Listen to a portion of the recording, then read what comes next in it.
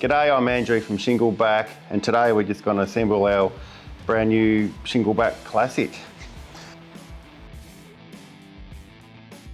So we start off with the tow bar tube, assemble the anti-rattle clamp, put that on there, use the hitch pin that came with your car, do it up evenly each side until it's tight.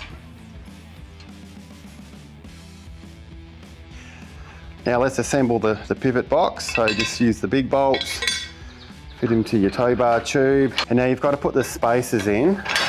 So you've got two spacers here. The bottom spacer just goes in that hole, but with the top spacer you've got three different options. That depends on the tilt you have to your vehicle. Like the centre post, you can either have it angling even more towards your car or slightly away, depending on your setup. But the neutral or default position, go for the middle one, and that has the rack slightly tilted towards your car, and it's the right one for the majority of vehicles. So just have a washer with a nut on this side only. For now, only do this bolt up. Don't go fully tight, leave these ones loose for now.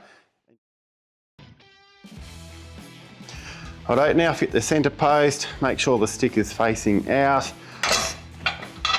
And you can stand it up, fit the bent pin with the R-clip. Now you can do these 4 bolts up tight,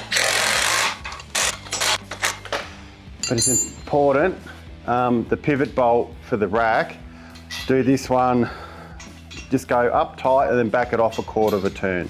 If you go too tight on this one, it'll bind up. And that should pivot nicely. And it'll hit the backstop and be perfectly lined up to make it easier to fit the bent pin. Yep, now fit the tilt limit bolt. So there's a few different selections here. It needs to stay loose and actually rattle a bit. Like so. And the reason is, if you did it up tight, it would squish the plates in and it'd bind up. And like, its job is only to limit how much your rack tilts back.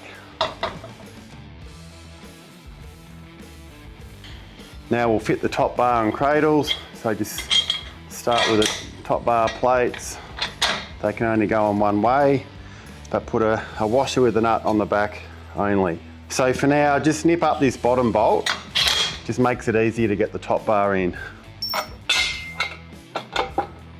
So fit the top bar plate with the 2 bolts, but don't put the nuts on yet, you'll see why in a minute. So with the cradle bolts, you have a washer under the head and a washer with the nut. And you'll notice one of the holes for the cradle is actually slotted, and that's how we get the rotation. For the default setting, just set it up lined up with the top bar.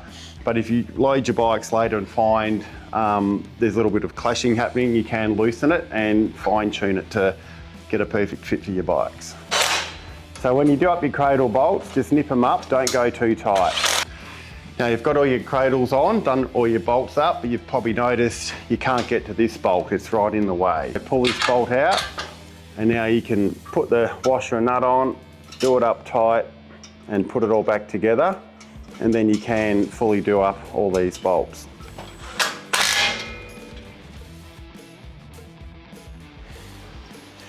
I now fit the bottom bar with the bottom bar plate. For this one, no washer under the head. You'll notice there's a selection of holes for height adjustment. Most bikes go to the higher setting, but if you do have really long bikes, you might want to go to the lower setting.